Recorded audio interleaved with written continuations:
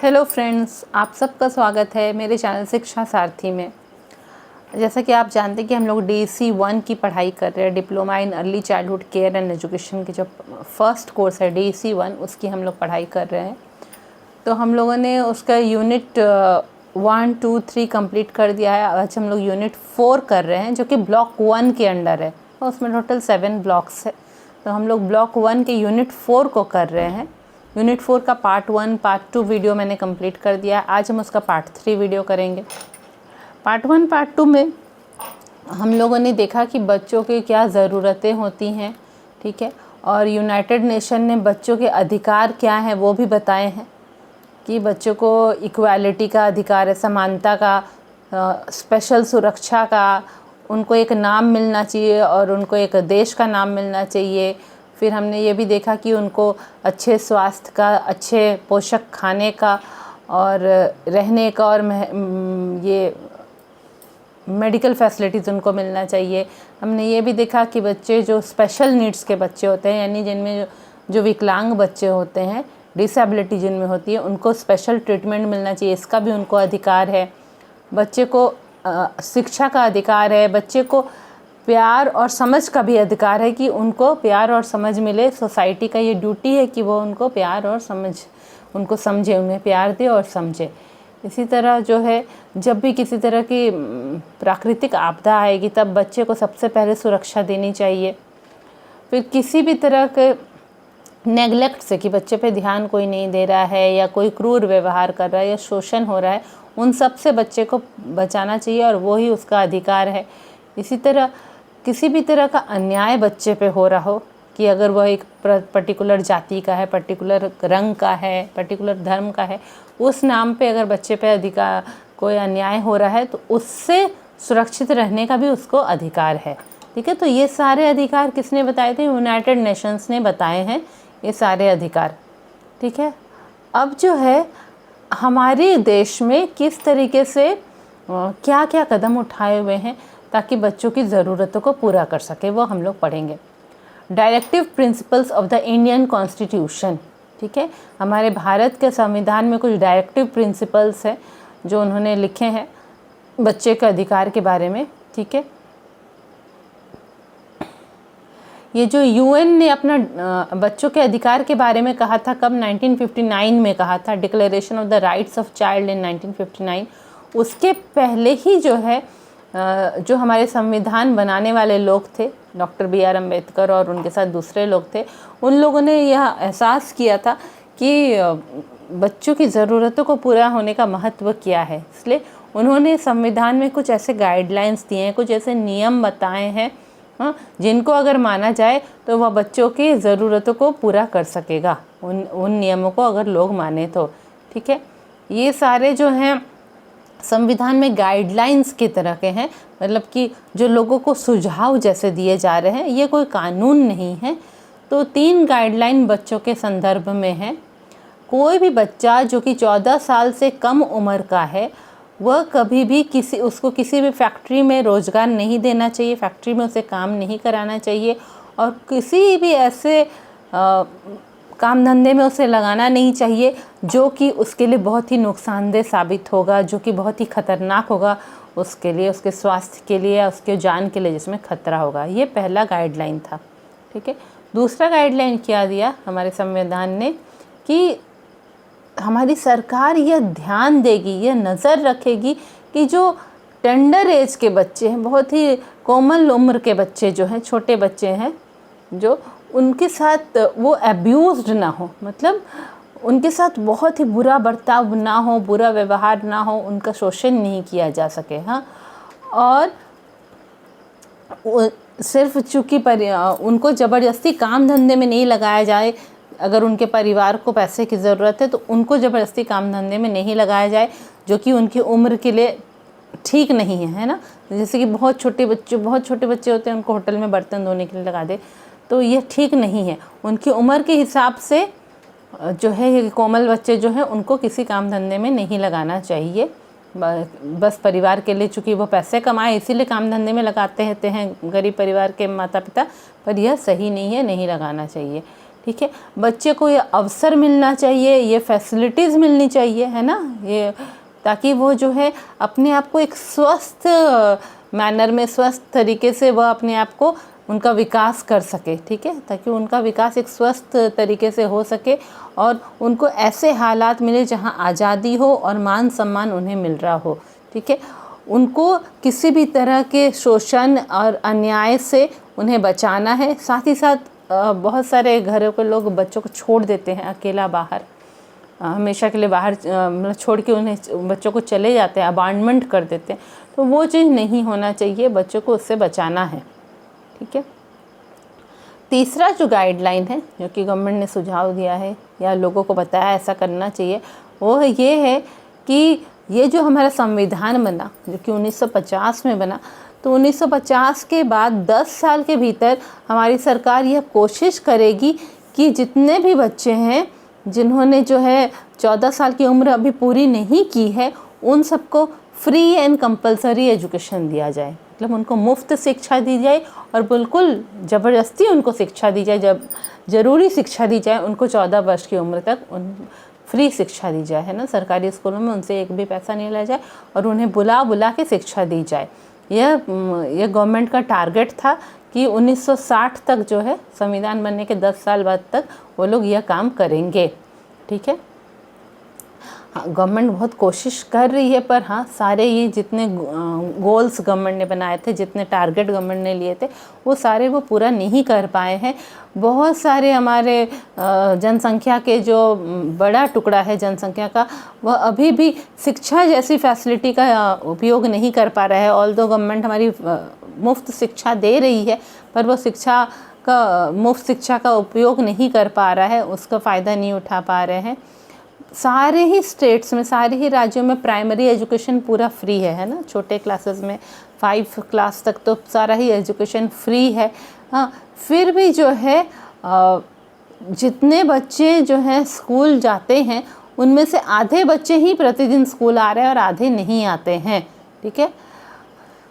सारे बच्चे school attend नहीं कर रहे हैं, ठीक है। बहुत सारे गवर्नमेंट ने कानून भी बनाए, ठीक है, तब भी जो है बहुत घरों के बच्चों को वो लोग काम धंधे पे भेजते हैं और ऐसे बहुत ही ख़तरनाक कामों में भेज रहे हैं जहां बच्चे को की जान को भी खतरा हो सकता है। फैक्ट्री में वो कई घंटों खड़े होकर उन्हें काम करा रहे हैं, केमिकल फैक्ट्री में काम करा रहे हैं, ठीक है।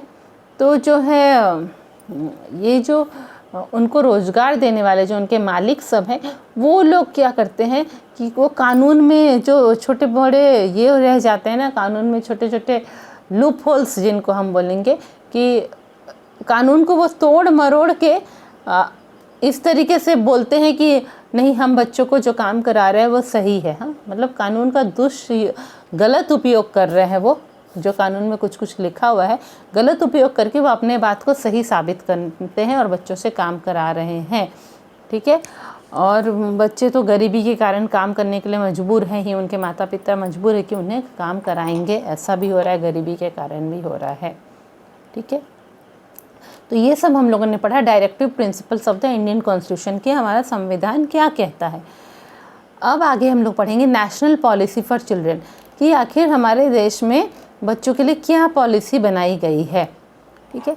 जब गवर्नमेंट को यह एहसास हुआ कि वो बहुत सारे एफ़र्ट्स कर रहे हैं, बहुत कोशिश कर रही हैं, और बहुत सारे वॉलंटरी ऑर्गेनाइजेशन क्या होता है, ऐसे ग्रुप होते हैं जो है अपनी इच्छा से, स्वेच्छा से समाज के भलाई के लिए काम करते रहते हैं, ठीक है। उन्हें गवर्नमेंट की तरफ से मदद नहीं मिलती, वो अपने से समाज की भलाई के लिए काम करते हैं, हाँ, अपनी इच्छा से, बिना कि कोई तनख्वाह लिए, तो ठीक है। तो बहुत सरकार और ऐसे वॉलंटरी ऑर्गेनाइजेशन जो हैं, उन लोगों ने बहुत कोशिश की कि बच्चों की स्थिति सुधारी जाए। फिर भी जो है सरकार को ये एहसास हुआ कि अभी भी जो है हमारी जनसंख्या का एक पार्ट जो कि बच्चे हैं, उनमें से बहुत सारे बच्चों की ज़रूरतें अभी भी पूरी नहीं हो पा रही हैं। इसलिए गवर्नमेंट ने क्या बनाया, नेशनल पॉलिसी फॉर चिल्ड्रन बनाया है। कब? अगस्त 1974 में, ठीक है। नेशनल पॉलिसी फॉर चिल्ड्रन एक सरकारी नीति बनाई उन्होंने बच्चों के लिए 1974 में। वह नीति क्या कहती है कि बच्चे जो हैं देश के सबसे सुप्रीमली इम्पॉर्टेंट एसेट है। मतलब जैसे होता है ना, हम ज़मीन जायदाद खरीदे तो वो हमारे लिए एसेट होता है कि आगे चल हम उनको बेचेंगे, पैसे कमाएंगे, हमारा जीवन समृद्ध बनेगा। इसी तरह बच्चे जो हैं वह देश के आगे चल के देश को समृद्ध बनाने वाले लोग हैं, जो बच्चे आगे चल के अपने देश को समृद्ध बनाएंगे। ठीक है, तो देश के लिए वह बहुत ही महत्वपूर्ण एसेट है। तो और इसीलिए उनकी देखभाल करना हमारे देश की जिम्मेदारी है।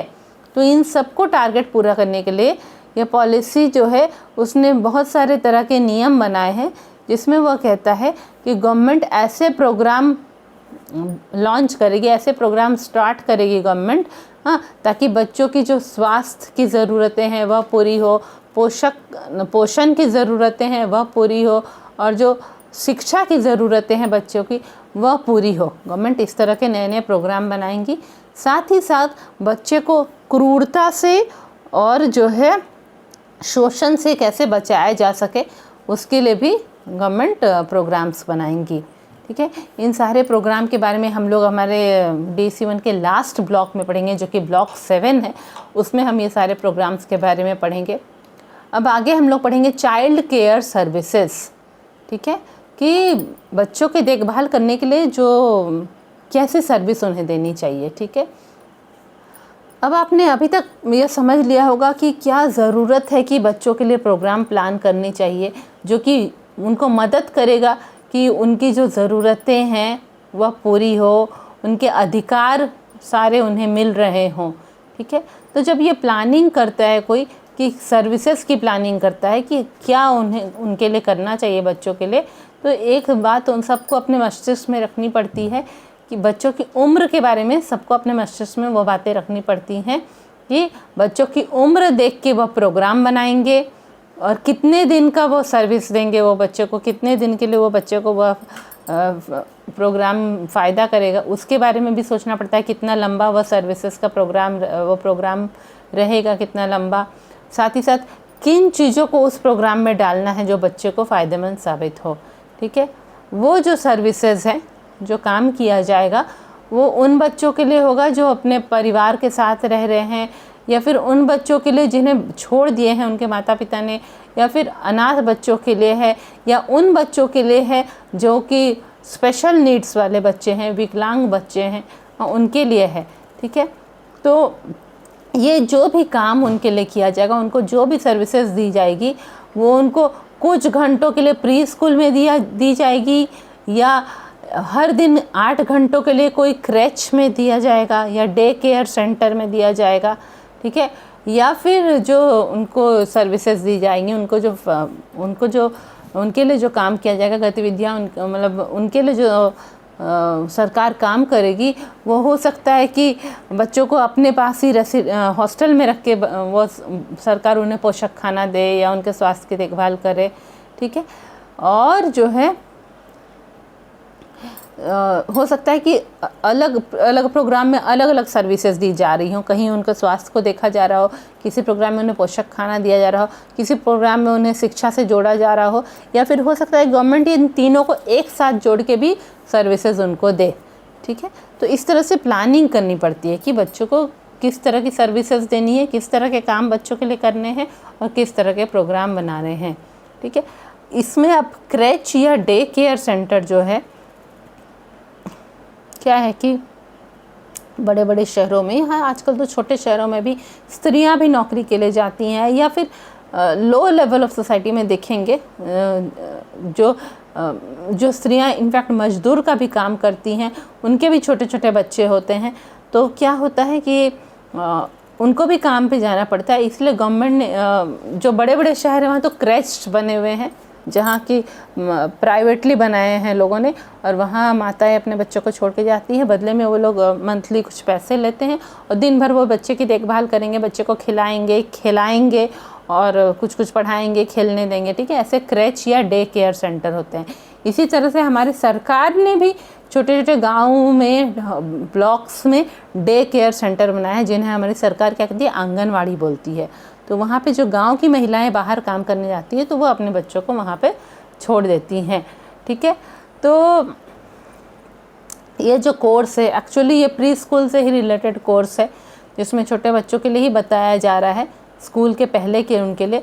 तो ये कोर्स जो है आपको यह सिखाएगा कि किस तरह से आप सर्विसेज प्लान करें, किस तरह से आप बच्चों को सब कुछ देने के लिए क्रैच या प्री स्कूल की सर्विसेज को आप प्लान करें कि किस किस स्टेप आपको लेना है बच्चों को सारी चीज़ें देने के लिए, शिक्षा, पोषण और स्वास्थ्य देने के लिए।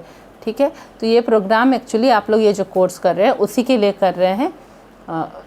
और जो मैंने आपको बताया सरकार ने जो क्रैच जैसे बनाया उसे सरकार आंगनवाड़ी, बालवाड़ी या विकासवाड़ी कहती है, नर्सरी, किंडरगार्टन या प्ले सेंटर कहती है।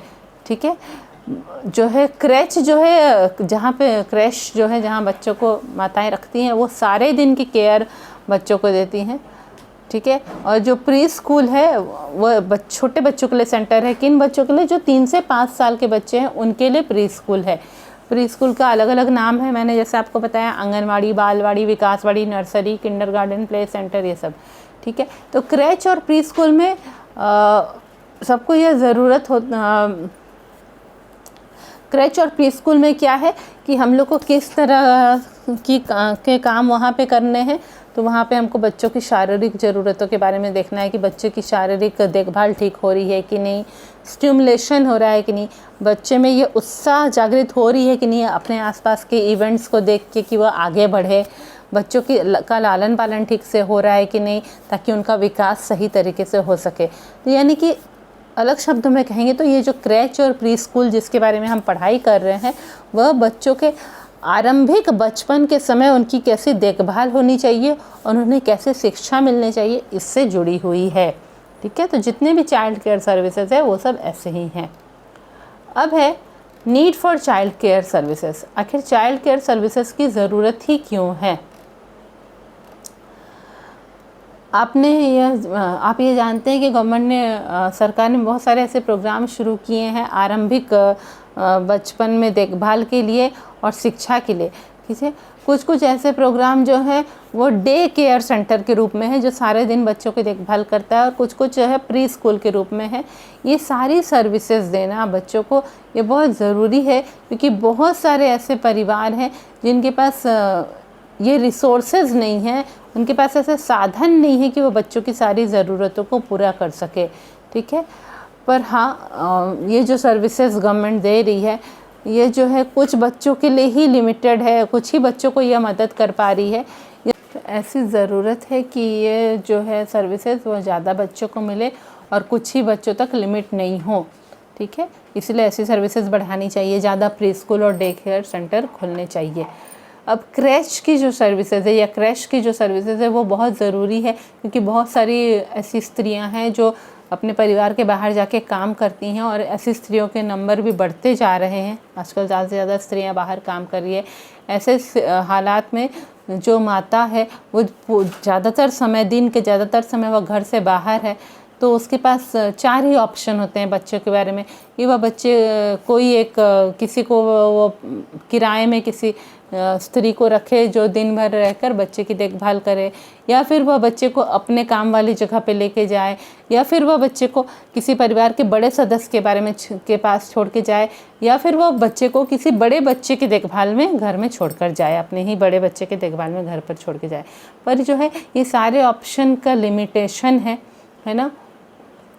अब पहला ऑप्शन जो है कि भाड़े में वो किसी को रख ले, किराया किसी को जो है एक मंथली सैलरी दे के वो किसी को रखे कि हाँ तुमको हम 1 महीने में इतने पैसे देंगे, तुम देखभाल करो मेरे बच्चे की। तो ये सिर्फ उन लोग के लिए ही कर पाते हैं जो उनके पास इतने पैसे हैं कि वो दूसरे को पैसे दे सके। ठीक है, अब जो ये गरीब मजदूर है, मजदूर स्त्री है जो बाहर काम कर रही है, किसी जगह पे बिल्डिंग बन रही है वहाँ जाके वह काम कर रही है, तो उसके पास इतने पैसे नहीं है कि वो किसी को एक मासिक वेतन देके किसी स्त्री को रख ले। ठीक है, अब दूसरा जो ऑप्शन है कि जब माता अपने बच्चे को अपने साथ ले जा रही हैं अपने काम वाली जगह पे, तो उस वक्त जब माता वहाँ पे काम करी तो बच्चा अकेला पड़ जाता है और माता काम करती रहती है।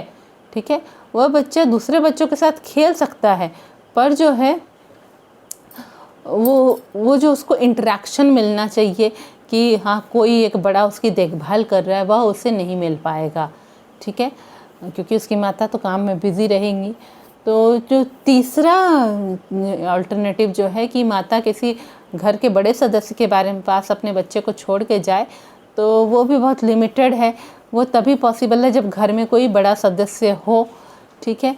आजकल जो जितने परिवार हैं जिनका सोशियो इकोनॉमिक ग्रुप बहुत लो है, मतलब कि सामाजिक आर्थिक स्थिति उनकी इतनी स्ट्रांग नहीं है, ठीक है, और जहाँ पे जो है शायद ही कोई उनके घर में ऐसा बड़ा रहता होगा जो घर में रुकता है और बच्चे को देख सकता है, क्योंकि उनकी आर्थिक स्थिति ठीक नहीं है ज़्यादातर घरों में, तो सारे ही बड़े लोग बाहर कुछ नौकरी करने निकल जाते हैं, पैसे कमाने निकल जाते हैं। तो कोई भी घर में नहीं रहता है जिनके पास बच्चे को छोड़ सके, ठीक है। और जो चौथा पॉसिबिलिटी है कि एक शिशु को, एक छोटे से बच्चे को एक बड़े बच्चे की देखभाल में छोड़ के जाए, इससे क्या हो कि बड़ा बच्चा जो है वह भी अपनी शिक्षा अच्छे से नहीं कर पाएगा, वह भी पढ़ाई नहीं कर पाएगा, स्कूल नहीं जा पाएगा। और ऐसा करने से क्या होता है कि हमारे देश में साक्षरता कम रहेगी, है ना, साक्षरता बढ़ेगी नहीं, क्योंकि बड़े बच्चे को घर में रहना पड़ रहा है छोटे बच्चे की देखभाल करने के लिए, ठीक है। और इसके अलावा वो बड़ा बच्चा शायद इतना बड़ा ना हो कि वो अपने छोटे बच्चे की देखभाल कर सके अच्छी तरीके से, ठीक है। तो जो है अब है कि अगर प्राइमरी स्कूल में हम लोग चाइल्ड केयर फैसिलिटीज़ देंगे, ठीक है, बच्चों की देखभाल की फैसिलिटी अगर हम लोग प्राइमरी स्कूल में देंगे, तो जो है तब जाके जो है ये जो बड़े बच्चे हैं वो अपने छोटे भाई बहन को छोड़ सकेंगे। तब जो है यह पॉसिबिलिटी है कि वो अपने छोटे भाई बहन को छोड़ सकेंगे वो डे केयर सेंटर में, और जो है उस समय के लिए जब वह स्कूल में है ना, बड़ा भाई बहन स्कूल जाए, उसमें जो उनका छोटा भाई बहन है उनको वो चाइल्ड केयर सेंटर में रहे सारा दिन, ठीक है। तो इस तरह छोटे बच्चों की भी अच्छी से देखभाल होगी, और जो है जो भी उनके लिए सर्विसेज दी जाएगी चाइल्ड केयर सेंटर में, उसका वो फ़ायदा भी उठा सकेंगे। अब है कि कोई प्री स्कूल शिक्षा किस तरह से एक छोटे बच्चे की मदद करती है, क्या यह एक प्री स्कूल अटेंड करना, प्री स्कूल जाना क्या उपयोगी साबित होगा, इसके बारे में हम लोग आगे के सेक्शंस में पढ़ेंगे। अब हम लोग पढ़ेंगे components of child care services, ठीक है, कि जो चाइल्ड केयर सेंटर है, बच्चों के देखभाल करने के जो सेंटर है, pre school, क्रैच, day care centre, वहाँ पे किस तरह के काम होने चाहिए, किन किन क्षेत्र में काम होने चाहिए, जिससे कि बच्चे की देखभाल अच्छी तरह से हो सके, ठीक है। आगे के ब्लॉग्स में हम लोग बहुत डिटेल में पढ़ेंगे कि बच्चों के अलग अलग उम्र में उनको कैसी अलग अलग ज़रूरतें होती हैं और किस तरह वह एक चाइल्ड केयर सेंटर में पूरी हो सकती हैं, ठीक है। तो ये components of child care services जो है, तो उसमें हम लोग यह पहला पढ़ेंगे कि बच्चों के स्वास्थ्य के बारे में, हाँ, कि सबसे पहले चाइल्ड केयर सेंटर में जो है बच्चों के स्वास्थ्य के लिए काम करना चाहिए, क्योंकि पूरे टोटल विकास जो होता है बच्चों का, तो उसमें स्वास्थ्य एक सब बहुत ही महत्वपूर्ण पार्ट है। रेगुलर बच्चे का हेल्थ चेकअप होना चाहिए, उसके स्वास्थ्य की चेकअप होनी चाहिए डॉक्टर के थ्रू, अक्सर महीने में एक बार या 15 दिन में एक बार, यह देखने के लिए कि बच्चा ठीक तरीके से विकास हो रहा है कि नहीं बच्चे का, और उसे जो भी उसे टीके लगने चाहिए, ताकि बड़ी बड़ी बीमारियों से वह बच सके, वो सारे टीके उसे मिले हैं कि नहीं। फिर जो है जो बच्चे जो हैं, क्या है कि गांव सब एरिया में लोकल हेल्थ केयर सेंटर होते हैं, है ना, डिस्पेंसरी छोटी छोटी होती हैं, तो जो बच्चे काफ़ी ज़्यादा बीमार है, जिनकी देखभाल लोकल हेल्थ केयर सेंटर में नहीं हो पा रही है, उन बच्चों को हॉस्पिटल में रेफ़र करना पड़ता है, तो वो भी ये जो प्री स्कूल है उसके थ्रू रेफरेंस जा सकता है, ठीक है। इसी तरह फर्स्ट एड फैसिलिटी, बच्चों को अचानक से चोट लग गई तो उनकी कैसे देखभाल करनी है, हाँ, तो ये सारी फैसिलिटीज़ जो है ये स्वास्थ्य के देखभाल के अंदर आती है, ठीक है। तो ये पहला चीज़ है कि डे केयर सेंटर में जो है स्वास्थ्य के बारे में ध्यान देना है। दूसरा है पोषण, ठीक है। एक बिल्कुल सही मात्रा में जो पोषण मिलेगा, पोषक तत्व मिलेंगे बच्चे को, तो वो बच्चे का स्वास्थ्य को ठीक बना के रखते हैं, बच्चे के स्वास्थ्य को। ठीक है, ये हम लोग जानते हैं कि बहुत सारे बच्चे हमारे देश में हैं जिनको कि जितना मात्रा में खाना मिलना चाहिए उतना उन्हें नहीं मिल पा रहा है, एक समय का खाना शायद उन्हें मिल पा रहा है। और बहुत सारे ऐसे बच्चे हैं जो कि जिनको सही तरह का खाना नहीं मिल पा रहा है या सही मात्रा में नहीं मिल पा रहा है। तो जितनी देर वह रहेंगे डे केयर सेंटर में, मान लीजिए 5 घंटे 4 घंटे या सारा दिन, तो उस समय जो है डे केयर सेंटर की तरफ से बच्चे को कुछ नाश्ता या खाना देना चाहिए वो जो कि पोषक हो। ठीक है, अब तीसरा जो इनपुट डे केयर सेंटर में क्या होना चाहिए वह है एजुकेशन, शिक्षा। हम लोग जानते हैं ना कि बच्चे के लिए शिक्षा बहुत ज़रूरी है। अब जो है एक छोटे बच्चे के लिए शिक्षा का मतलब क्या है? हाँ, इसका मतलब है एकदम छोटा सा बच्चा जो प्री स्कूल में आ रहा है उसके लिए शिक्षा का मतलब क्या है? इसका मतलब है कि बच्चे के आसपास ऐसी घटनाएं होनी चाहिए या बच्चा जो है लोगों के साथ इस तरह से इंटरेक्ट करना चाहिए अपने बड़ों से कि वह बहुत ही उत्साहित रहे, है ना। आसपास की घटनाएं देख के वह बहुत उत्साहित रहे और वह एक एक कदम आगे बढ़ाए, है ना। आगे वह कुछ वह अपने आसपास की दुनिया को खोज कर सके, देखे आसपास की दुनिया को कि क्या चीज़ नई नई है और इस तरह वह आगे बढ़ने की कोशिश करे। इसी को कहेंगे स्टिमुलेशन। ठीक है, तो यहाँ बच्चे को जो है, छोटे बच्चे के लिए शिक्षा का क्या मतलब है? छोटे बच्चे के लिए शिक्षा का मतलब कि हम उसे स्टिमुलेशन दे रहे हैं, मतलब हम उसको अवसर दे रहे हैं खेलने के लिए, ताकि खेल खेल में वह सीखे, नई नई चीज़ें सीखे। ठीक है, जन्म से 3 साल की उम्र तक जो है बच्चा होता है वह किसके कांटेक्ट में आता है? जब तक 3 साल का रहता है अपने माता पिता, भाई बहन या फैमिली के दूसरे मेंबर सब जो रहेंगे, परिवार के दूसरे सदस्य या पड़ोसियों के से, हाँ, उनके साथ वो कांटेक्ट में आता है 3 साल तक। तो ये सारे लोग जो हैं वो उसे उत्साह देते हैं, उसे स्टिमुलेशन देते हैं कि वह आगे आगे बढ़े, आगे नई नई चीज़ें सीखे। तो इस तरह बच्चा अपने बारे में सीखता है, अपनी भाषा का विकास करता है, फिज़िकल और मोटर स्किल्स डेवलप करता है ना। शारीरिक स्किल, दौड़ना कूदना सीखता है, अपने उंगलियों को अच्छी तरह से इस्तेमाल करना, लिखना उंगलियों से, पैर की उंगलियों को इस्तेमाल करना, ये सब बच्चा सीखता है ना। मोटर स्किल्स में ये सारे आते हैं ना, आँखों का उसका एक्सरसाइज होता है, सब कुछ। और इस तरह वो दुनिया के बारे में सीखता है। जब तक बच्चा जो है 3 साल का हो चुका होता है वह अब फिज़िकली मोबाइल हो गया है, मतलब वह एक दूसरे जगह से दूसरी जगह खुद ही जा पा रहा है, अपने आसपास दौड़ पा रहा है, चल पा रहा है। हाँ, उसने भाषा भी सीख ली है और जो उसे ज़रूरत है उसके बारे में वह बोल कर बता पा रहा है। ठीक है, उसके सोच का भी विकास हो चुका है, उसकी दुनिया का भी विकास हो चुका है। पहले वह घर में सीमित था, अब घर से बाहर भी निकल रहा है, दुनिया का भी विकास हो चुका है और वह एक एक्टिव इंटरेस्ट ले रहा है, बहुत ही रुचि ले रहा है, अपने आसपास होने वाली सारी घटनाओं में रुचि ले रहा है। वह जानना चाहता है कि बारिश क्यों हो रही है, वस्तुएं के जो अलग अलग वस्तुएं सामने रखी हैं उनके क्या नाम हैं, कोई सामान हिल क्यों रहा है, ये सब कुछ वह जानना चाहता है। तो जब बच्चा जो ये प्री स्कूल जाता है, जब इस उम्र में, है ना, तो उस समय जो है बच्चा बहुत तरह तरह के नए कॉन्सेप्ट सीखता है, नई नई बातें सीखता है, अवधारणाएं सीखता है खेलते समय। ठीक है, और जो उसके आसपास घटनाएं गतिविधियां होंगी उससे उसे नए नए अनुभव होते हैं अपने वातावरण के बारे में। ठीक है, कुछ बच्चे जो हैं अपने बच्चों को जो है 3 साल की उम्र में प्री स्कूल में एडमिशन कराते हैं, है ना। कुछ बच्चे 3 साल के माता पिता 3 साल की उम्र में बच्चों को प्री स्कूल में एडमिशन कराते हैं। तो ये ही शुरुआत है प्री स्कूल की शिक्षा की। हाँ, फिर भी जो है बहुत सारे लोगों के मन में ना गलत आइडियाज़ हैं कि इस समय किस तरह की शिक्षा देनी चाहिए। ठीक है, इस उम्र में बहुत सारे लोग यह विश्वास करते हैं कि शिक्षा तो एक्चुअली क्लास 1 में जाने के बाद ही असली शिक्षा शुरुआत होती है। उसके पहले यही वो लोग आशा रखते हैं कि हाँ, प्री स्कूल में बच्चा कुछ एक आध कविताएं सीख जाएगा, कहानियाँ कुछ सीख जाएगा, कुछ फल या जानवरों को पहचानना सीख जाएगा, कुछ ड्राइंग छोटा मोटा करना सीखेगा, पेंट करना सीखेगा, या उसकी खाली आदत डेवलप होगी कि वो चुपचाप एक चेयर या दरी पे बैठा रहे। ठीक है, ऐसा भी बहुत लोग ऐसी आशाएं रखते हैं। हाँ, इसके विपरीत अगर हम देखें तो बहुत सारे पेरेंट्स हैं जो फोर्स करते हैं, पूरा ज़बरदस्ती बच्चे पे प्रेशर डालते हैं कि बच्चा रंगों के नाम याद रखे, अल्फ़ाबेट्स जो हैं उनके नाम याद रखे, है ना, अक्षरों, स्वर, व्यंजनों को पहचाने, उनको संख्या को पहचाने और लिखना, पढ़ना सीखे, लिखना सीखे इतनी कम उम्र में।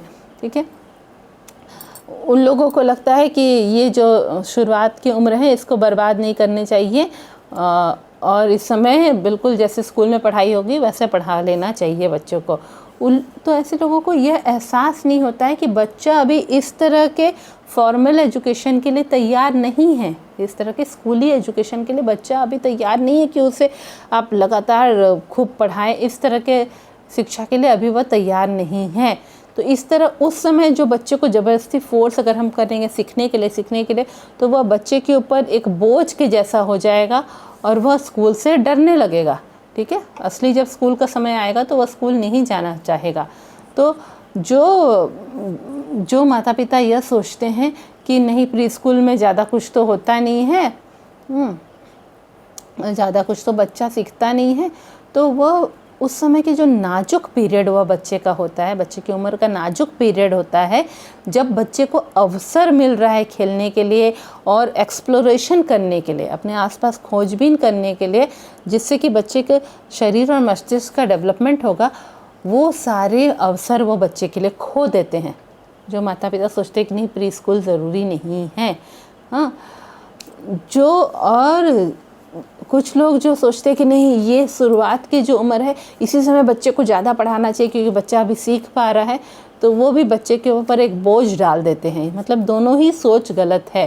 हाँ, तब अब हम बोलेंगे तब प्री स्कूल की शिक्षा का मतलब क्या है, उसका मीनिंग क्या है, उसका अर्थ क्या है प्री स्कूल की शिक्षा का। तो प्री स्कूल की जो शिक्षा होती है वो टारगेट करती है कि बच्चे का जो है, छोटे बच्चे का जो आरंभिक बचपन है जब बच्चे का, उस समय उसका ऑल राउंड डेवलपमेंट हो, सभी तरह से पूर्ण विकास हो, समग्र विकास हो, हॉलिस्टिक विकास हो जिसे बोलते हैं। समग्र विकास हो बच्चे का, शारीरिक रूप से विकास हो, मोटर विकास हो, हाथ पैर वह अच्छे से इस्तेमाल कर सके, बौद्धिक विकास हो, कॉग्निटिव जो है, भाषा का विकास हो, लैंग्वेज डेवलपमेंट, सोशल विकास हो, सामाजिक विकास, इमोशनल डेवलपमेंट हो, भावनात्मक विकास हो। हाँ, ये सब विकास कैसे होगा, तो प्री स्कूल जो है वो बच्चे को ऐसे स्टिमुलेटिंग एक्सपीरियंसेस देंगे, उत्साह करने वाले अनुभव देंगे और अवसर देंगे खेलने के लिए और खोज करने के लिए। ठीक है, हाँ, एक बहुत ही प्यार करने वाला, देखभाल करने वाला बहुत ज़रूरी है। ठीक है, तो जो है प्री स्कूल में सीखने का मीडियम क्या होना चाहिए। जैसे स्कूलों में क्या होता है, इंग्लिश, हिंदी ऐसा मीडियम होता है ना, तो प्री स्कूल में सीखने का मीडियम क्या होना चाहिए, बच्चों के खेल में ही बच्चे वहाँ पे सीखेंगे। प्री स्कूल की शिक्षा बहुत ज़रूरी होती है क्योंकि वह बच्चों को एक सेटिंग देती है, एक तरह का वातावरण देती है जहाँ बच्चे दूसरे से रिलेट करके सीख पाते हैं, जहाँ बच्चे एक दूसरे के साथ इंटरेक्ट कर पाते हैं, दोस्त बनाते हैं, एक ग्रुप में काम करते हैं, जहाँ बच्चों के भीतर एक दूसरे से बांट कर और सहयोग करने की भावना का विकास होता है। बच्चे में आत्मविश्वास का विकास होता है, वह कॉन्फिडेंट हो जाता है और इस तरह उसके बाद जो है जब वो उससे बड़े ग्रुप में जाएगा, प्राइमरी क्लास में जाएगा और अपने घर से दूर रहेगा, उस समय वह आसानी से एडजस्ट हो जाएगा वहाँ पे। ठीक है, इसके अलावा प्री स्कूल क्या देता है, तो सामाजिक और भावनात्मक विकास बच्चों का कराता है और इसी तरह प्री स्कूल जो है शारीरिक, बौद्धिक और भाषा के विकास के लिए भी बहुत ज़रूरी है।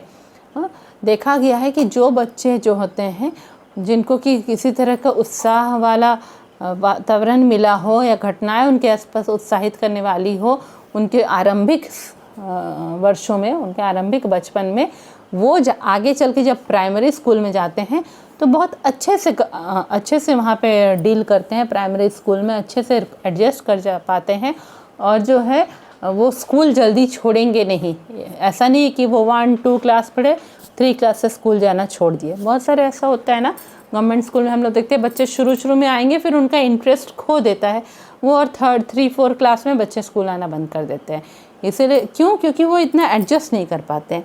इसीलिए बच्चे को कहा जा रहा है आंगनवाड़ी पहले भेजा जाए, प्री स्कूल भेजा जाए, जहाँ वो छोटे ग्रुप में एडजस्ट करना सीखे, फिर जाके वो स्कूल में बड़े ग्रुप में एडजस्ट करना सीखेगा।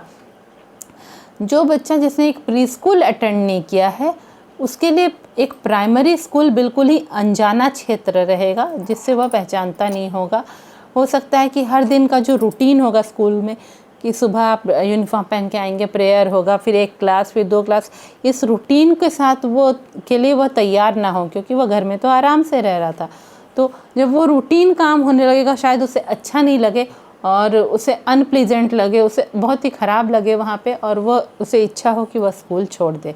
हाँ, तो जो है वह काफ़ी ज़्यादा समय तक वह स्कूल में रह नहीं पाएगा, वह बच्चा किसी चीज़ को पढ़ना, लिखना, काउंट करना, ये सब सीखने के लिए।